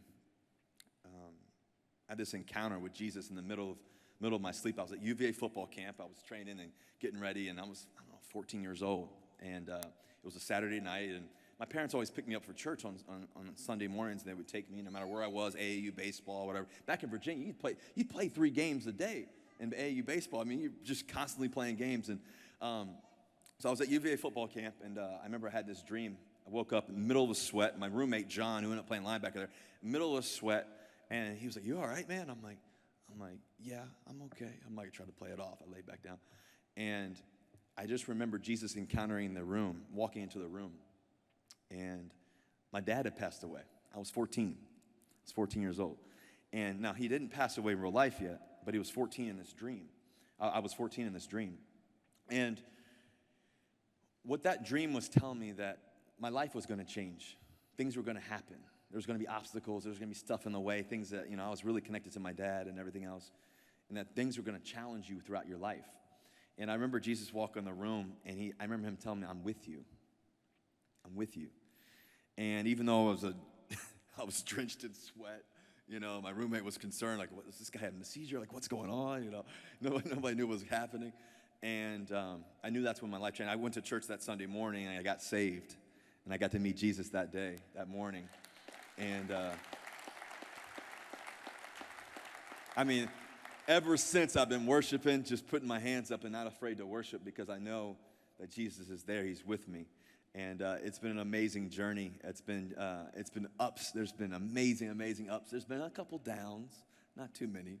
You know, there's been a couple here in football, maybe here or there. But there's been an amazing journey. And when I think about 7 years later when my dad did pass away, and I believe in numbers. I believe that, you know, Jesus, you know, is a big, firm believer in numbers. And there's a reason why that 7 years of completion to me, for me to grow to a man and to be prepared for what God was going to have for me and what he was going to bless me with. And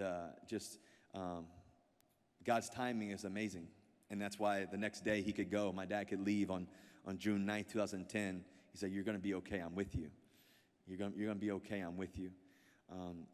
And so what I want to talk about, and the last thing I want to just say, is we're going to face challenges. We're all going to have things that we're going to face. We're going to have challenges in sport. We're going to have challenges in our marriages, challenges in our relationships, challenges in business, challenges in health with COVID and all these different things that we may face. But the one thing that I do believe that allows us to overcome is the one and only God. It's Jesus. It's Jesus. And so what I want to challenge everybody today with as we leave, and I'm a firm believer in being able to take something away.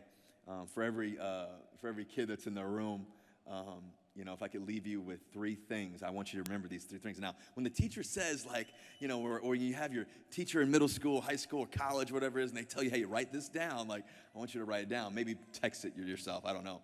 But there's 3 things I want you guys to remember. Number 1, love big. Love big. Number 2, serve big and forgive big. Those 3 things, love big, serve big, and forgive big. And I believe that Jesus has given us amazing opportunity, not just to play this game, not just to be able to have big hands and throw the ball a long way and run and do all this kind of stuff and whatever we're capable of doing, but we're all capable of doing 3 things, loving big, serving big, and forgiving big. And I just want to say thank you to everybody who's come out here tonight, this morning, and just been an amazing blessing to my life just to stand up here with these men of strong courage, of amazing talent, but also men of amazing faith. And I'm just grateful to be a part of it, and just grateful to be a part of this community, even though I'm in LA. I'm thankful. I'm thankful for this community. So, but more importantly, the community of Christ, and just to be able to fellowship with you all. So, thank you guys so much. What a blessing. I'm grateful and love you guys, and I will talk to you guys soon.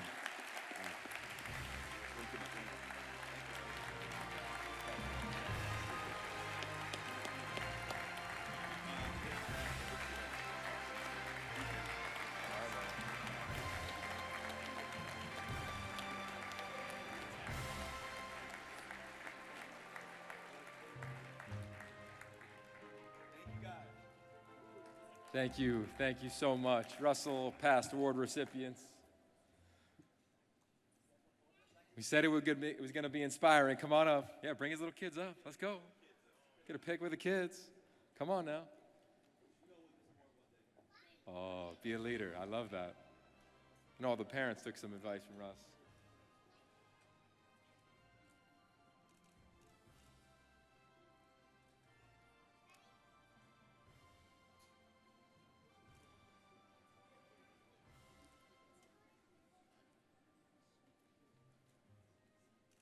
Let's give it up for the family.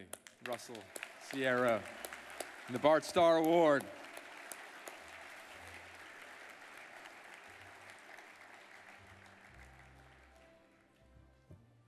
I love it. All right, we're almost done here. Before we leave, I want to make sure that we invite Frank Reich, the coach, back on up to share some of his personal story and talk about the power of really the essence of this morning, which is relationships. Coach?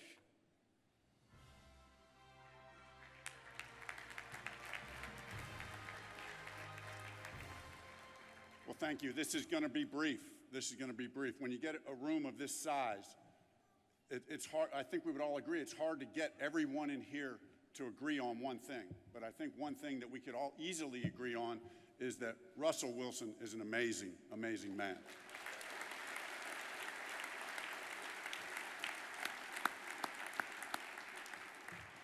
It was interesting. Did you hear what he did? Did you hear what he did as he stood up there? What did he talk about? He talked about relationships. He talked about the people that built into his life, that they all contributed to make him part of the man that he is. It didn't just happen. There were people who built into his life, poured into his life, and he recounted many of those. I'm sure there's many more. And then at the end, he gave us a glimpse into what was the centerpiece relationship of his life. And that centerpiece relationship was his relationship with Jesus himself. And so this morning, as we wrap up, I'm just thinking about the big game tomorrow. We're thinking about all the things we celebrated here today, right? In the game tomorrow, there's likely going to be some defining moment. We saw some of past Super Bowls, of Bart Starr, many other past award winners, defining moments in their career, a great throw, a catch, a tackle, an interception, a return. These are defining moments in a player's life. The defining moment is critically important, but it doesn't say everything. But oftentimes, it starts a journey. We all know this as well. Russell talked about it. You heard some others talk about it, is that those defining moments happen not only on the football field, but they also happen in life. And so this morning, I wanted to close with an opportunity for each of us to walk out of here, that maybe the only defining moment this weekend isn't going to be what happens on the field tomorrow night. Maybe there's a defining moment in this room for each one of us. And what are we going to say about our relationship with Christ? For me, the summary of this is very easy and very quick. That moment that I made that decision in my life to start a relationship with Christ, it came down to essentially two basic things. The first was I had somehow conjured up in my mind this belief that God graded on a curve, that he graded on a curve. And I thought, I'm not the best person in the world, but I'm not the worst person in the world. And that when I get to the end, I'm gonna try to do good. I'm gonna try to serve. And then when I get to the end, I walk through the gates and I might get a B minus, maybe a C plus, but I think it's gonna be enough to get me in. And then I heard, through the ministry of Athletes in Action, somebody who was on staff with Athletes in Action really teach me and walk me through the Bible to help me understand that, and he blew up my world to say, God doesn't grade on a curve. He doesn't grade on a curve. God requires a score of 100%, right? Our relationship with him requires, and I knew I was in serious trouble, right? I knew I was in serious trouble. And then to further understand that the way, so if I know I can't score 100%, so what am I going to do? Well, the answer was very simple.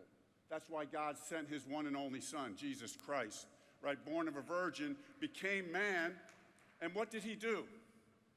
Guess what he did? He scored 100%. He lived a perfect life. He was faithful at every turn.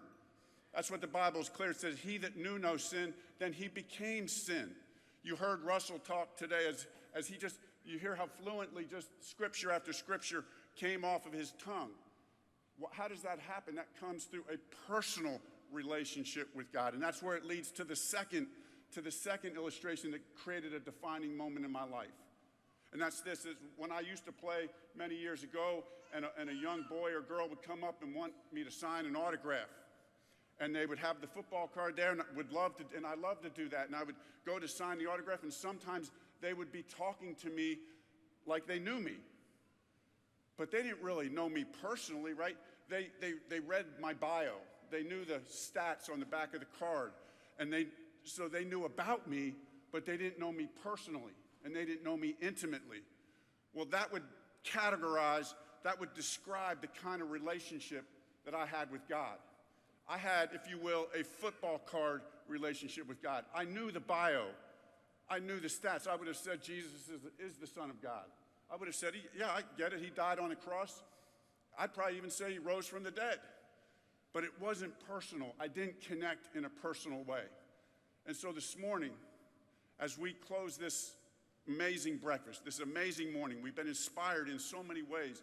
We'd be remiss if we didn't offer the opportunity for each one of us to either to make that commitment, to start that relationship, to have a defining moment spiritually.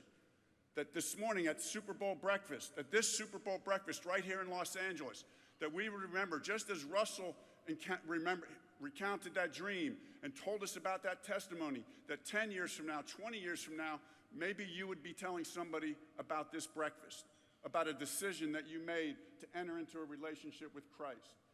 And the gospel is simple, right?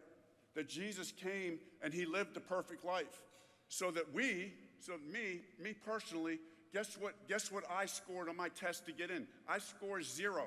But what the Bible teaches us is that when we place our faith in Jesus, who scored 100%, that what happens is we get his score.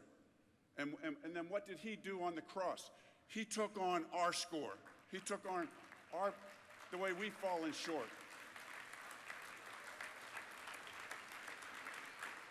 And so as we close, I'm going to say a short prayer, right? And if this is the prayer of your heart, if this is maybe the first time you've committed your life to Christ, then I would ask that you would just sit in your chair, pray silently along. I'm not going to ask you to come up front, raise your hand. This is between you and Jesus. But then again, maybe there's many in the crowd who maybe at some point you remember a point in your life where you've made a decision like this. But then maybe, like I have at times in my life, maybe you kind of swayed away a little bit, and we sometimes sway away and we get off track. This morning, it's an opportunity to recommit, to rededicate, to have a defining moment of rededication in that relationship, to follow him, to get to know him in a personal way. And I just was so moved at how Russell so fluently and eloquently quoted the scriptures and to say to us and challenge us and encourage us that as we make that step of faith, right, what do? We confess that we scored 0. We say, Jesus, you are our Lord and Savior. Come into my life and begin an intimate relationship with him. And the first and the primary way to get to know him is to begin reading the scriptures, reading the gospels, to get to know the life and the person of Christ, and let that spirit come alive in you. Like so many of these award winners through the year, so many of them.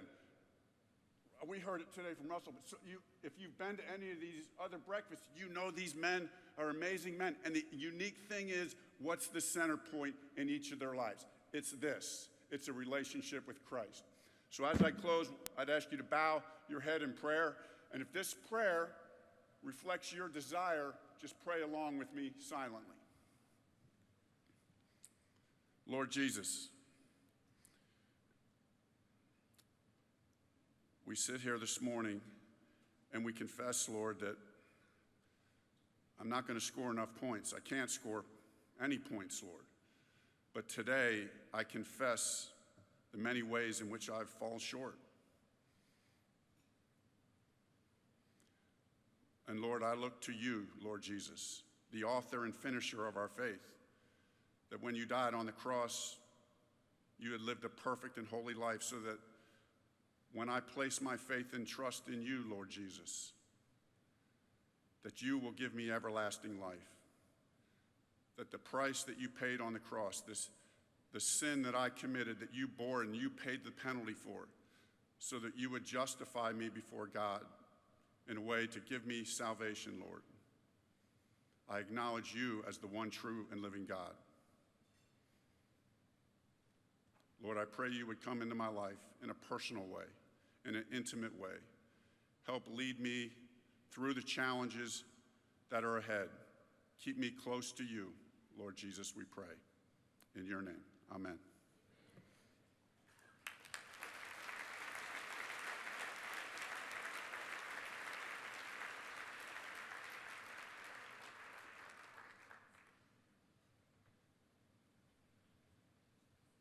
Well, good morning. Thanks, Frank, for those powerful, wonderful words. My name is Corwin Anthony. I'm the Chief Ambassador Officer for Athletes in Action. First, if you've prayed with Frank this morning, let me encourage you. You just made the greatest decision of your life. And if you would like more information about that decision, or on the things you've heard this morning from all the speakers, we want to invite you to scan the QR code on the screen. You'll receive a short video from Coach Tony Dungy to help with some of the answers and the next steps for you on your journey. And if you'll allow me just a few more moments, it's been a custom. And if you filled out a card, please just place that right back into the envelope and leave that on your table.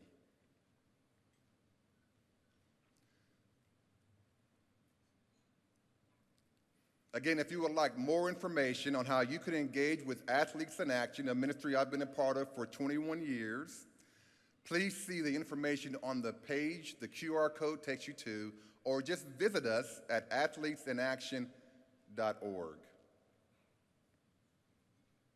On behalf of all of us at Athletes in Action, I sincerely thank you for being here to celebrate Russell Wilson and the legacy of Bart Starr. Please continue to fill out your forms.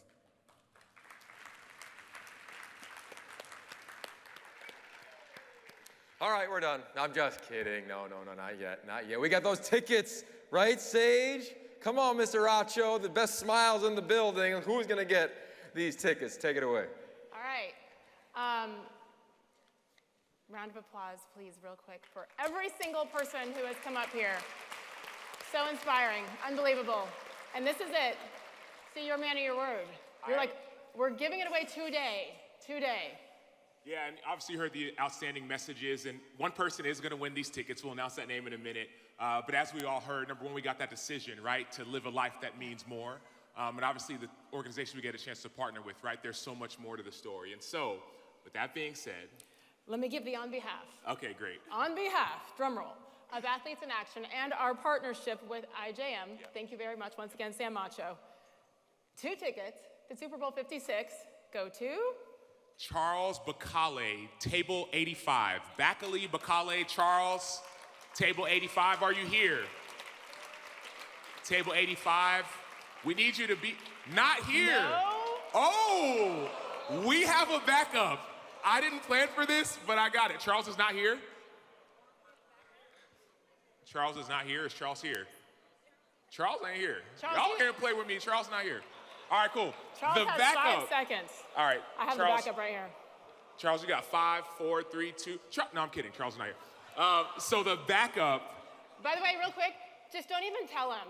Yeah, don't do Because that to him. I'm angry. You know what I mean? He missed the opportunity to learn about the Lord. He missed the Russell speech. Now, the winner of 2 tickets to Super Bowl 56, if I'm not mistaken. I know, 5, 6. Eugene Cornelius. Eugene, hey! So Eugene, you're gonna come up to the middle, come up to table 51. I need to see your ID because I might be Eugene Cornelius if you're not. So congratulations to Eugene. You have 2 tickets to the Super Bowl. Thank you. All right, Eugene, enjoy. Amazing. Definitely walking out of here a little different than when you came in. Excited for the game, man. Can't wait to see your pictures on social media. Should you tag everybody in here with those? Hopefully, yes. Oh, good. He should be emotional. It's an honor, man. It's amazing. Enjoy the experience.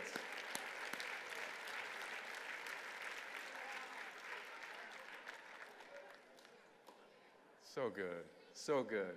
Hopefully you all are impacted in a way that he is, to a certain degree from today, and you walk out of here better than when you walked in. And you'll leave here with a lesson to impact your team and be inspired to make some sort of a difference. And maybe we'll focus or refocus if we need to on what is most important in our lives. Not necessarily tomorrow's game, it is for Eugene probably, but the relationships we are so uniquely blessed with. And investing in those relationships and impacting others is the legacy of Bart Starr, and I believe will be also the legacy of Russell Wilson. It's what makes us champions. So go make something out of your opportunities like Russ talked about with your relationships. It might be the most fulfilling thing that you do. So speaking of champions, a little bit down the road, the freeway, in about 36 hours, either the Rams Mr. Slater's squad, or the Bengals' Anthony Munoz squad, will carry the title of world champion this year. Two of the players that could tip that game one way or another, well, you know, for the Rams, it's Cooper Kupp, the NFL Offensive Player of the Year. Yes, yes, yes. And if it is one of those dramatic games that we've seen in the playoffs, it could be Bengals' fearless kicker. He's been perfect in the postseason, Evan McPherson. Yes, and like the people you've heard from throughout this entire morning's program, these two men are passionate about their number one relationship. Take a look.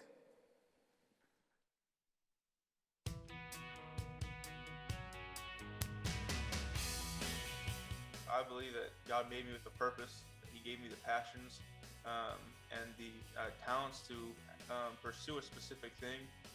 And then the great thing was, you know, because I knew that this is something that God had given to me, I get to, you know, come into work with the greatest purpose, you know, with the greatest drive, with the greatest goals in mind, because that is the perspective I get to take. So that's really what drives me in everything that I do, whether it's, you know, being the best football player I can be, being the best man I can be, being the best son, the best husband, the best father, all that stuff. And so, you know, that's kind of the perspective that I take and what drives me when I wake up in the morning. You know, I lean on my faith a lot when it comes to football and just my life in general. I really feel like I can't compete my best without it. I know, you know, I know everything happens for a reason, and you know, I know God's going to be there to help me throughout the ups and downs. And so, as long as I keep Him, you know, in my life close to me, I know like there's nothing I can't do.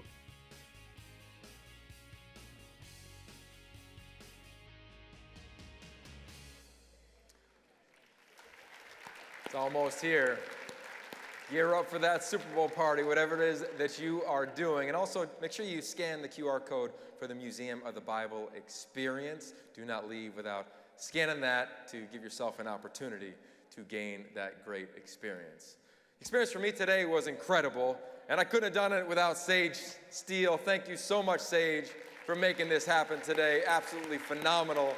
She flew in late last night. She woke up at 4 this morning, and she absolutely crushed it today. It was amazing. Also, our executive and host committee, all the sponsors made this possible. How about Terry and Corwin and Darren and everyone who made this happen? Our producer, Steve. So many special people allowed this to just come together to be what it was, which today was magical. So thank you all. Drive safe, be safe, enjoy the game, and because I live in LA, go Rams maybe? We'll see. Enjoy. Thank you very much.